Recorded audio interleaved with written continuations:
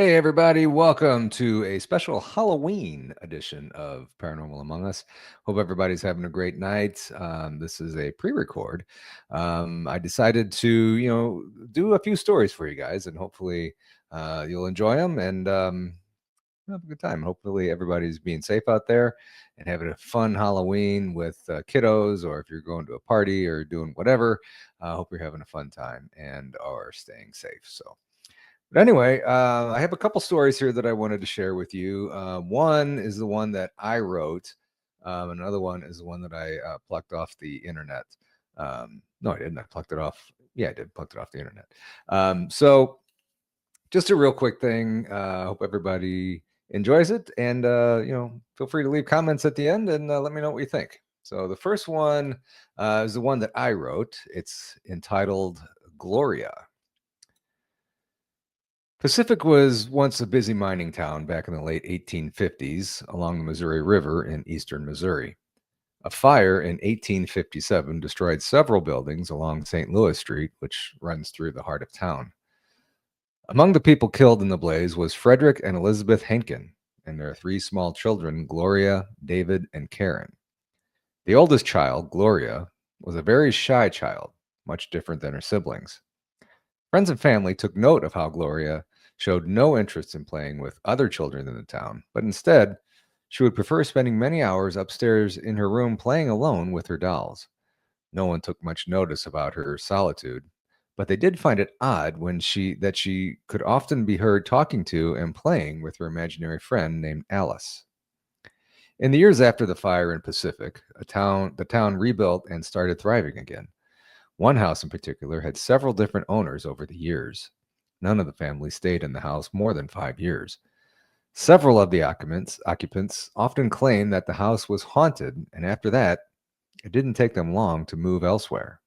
Neighbors would drive by and see a little girl in the attic window watching the people pass by the house. When asked about the girl in the window, the residents at the time either didn't have kids or didn't have a child who matched the age and description of the little girl in the attic. In the house, people would tell of times when the stove would turn on or when no one was home, or matches would disappear from the counter. A few times, people would tell stories of hearing little footsteps in the attic and on the stairs leading up to the attic. William and Janice Perkins had been married for 3 years and had a 1-year-old daughter named Erin when they moved into the modest home on St. Louis Street. They enjoyed many happy years in their new home. One morning, 3 years after they had moved into their dream home, a young Erin walked into the kitchen talking to someone who her parents couldn't see. Confused, William asked who she was talking to, and Erin told them that it was her new friend Gloria. Puzzled, her parents asked her where they met. Erin explained that one day when she was playing by herself in the backyard, Gloria had walked down the street and asked Erin if she wanted to play dolls with her. William and Janice exchanged puzzled looks, but not knowing what to do, they just brushed it off as her imagination. One evening, William and Janice had just finished doing their nightly chores when they were relaxing a bit before going to sleep when Erin stormed into the family room crying. When the concerned parents tried to console young Erin, she told them that her imaginary friend Gloria had said some mean things to her. William asked Erin what her friend had told her. Through tears and sobbing, Erin said that they were playing with her dolls when Gloria got mad and threatened to burn the house down. Erin sobbed as her mother pulled her close in an effort to comfort her. Thinking that was what was just a bad dream or an overactive imagination, William and Janice continued to console their daughter until she finally calmed down and was able to go back to bed. That night, William and Janice were woken up by Erin screaming hysterically in her bed. They quickly rushed in to find their little girl with a look of terror on her face and crying uncontrollable. She kept looking in the corner of her room. When William asked what she was looking at, in between sobs, Erin said that Erin was able to say that Gloria was standing in the corner of her room with some matches, saying that she was going to burn the house down. William and Janice looked at each other and then slowly turned their heads to look in the corner of the room where Erin was pointing, only to find nothing there. They took Erin to their room, and she finally fell asleep in their bed. Over the next several months, these scary night events would happen frequently, so much so that William and Janice sought the help of a psychiatrist for Aaron. But regardless of what treatment was tried, nothing seemed to be able to help their daughter with what the psychiatrist referred to as night terrors. After enduring nearly 2 years of being terrorized by an unforeseen force, the Perkins decided to move from what was once thought of as their dream home, now turning into their nightmare home.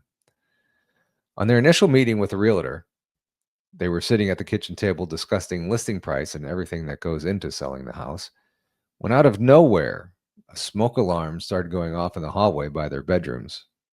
Puzzled, Janice and William searched the house to find no signs of smoke or fire. The house quickly sold, and the Perkins moved into a new house on the other side of town. Erin quickly made friends with other kids in the new subdivision, but more importantly, her nightmares had stopped. Meanwhile, in their old home, an older couple with no kids moved in. 2 months after they moved in, a fire started in the attic and destroyed the home. Luckily, no one was there at the time of the fire. As the firefighters were sifting through the charred remains of the house, lying under what was left of some burnt wooden floorboards, they found a badly scorched remains of some dolls. One of the firefighters picked up one of the dolls to examine it. As he turned it around, he saw the hollowed out, burnt eyes staring up at him. Then he noticed something else on the doll. On the foot, the name Gloria was written. Okay, so that was the first story. Let me pull up. Like I said, that's the one that I wrote, and you can find that one on the website paranormalamongus.com, as well as some other fun stuff over there. So, okay, so here is the second story. It's called The Hollow Elm House, and once again, I did not write this one. In the remote hills outside Eureka Springs, Arkansas, there's a house the locals call Hollow Elm. It's not on any map. You find it only if it wants you to be found. Let me start that over again.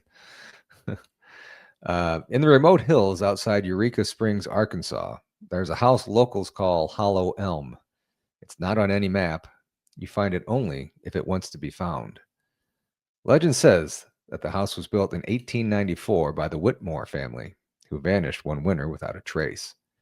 Since then, hikers and hunters have reported strange sightings, flickering lights, distant piano music, and a woman in black watching from the attic window. In 2003, a real estate agent named Carla was hired to assess the property. She drove up the winding gravel road, GPS failing, until the house emerged from the fog. 3 stories of rotting wood and broken glass surrounded by dead elm trees. Inside, the air was heavy. The wallpaper peeled like shredding skin. A grandfather clock ticked, though its hands never moved. Carla climbed to the attic, drawn by a soft melody.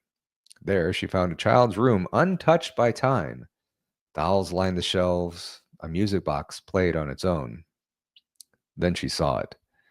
A mirror, cracked and foggy, reflecting not her own face, but a pale girl with hollow eyes.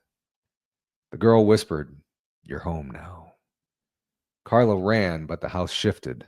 Halls stretched, doors vanished. She stumbled into the basement where dozens of portraits hung, each one showing a different person, all wide-eyed in terror. The last portrait was hers. She was never seen again. Today, hikers still hear piano music drifting through trees. And if you find Hollow Elm, don't look into the mirror. It might not be your reflection staring back at you. So there you go.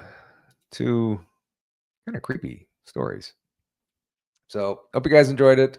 Once again, hope you guys have a happy Halloween, and make sure you guys all stay safe out there. I appreciate you guys watching this quick little video.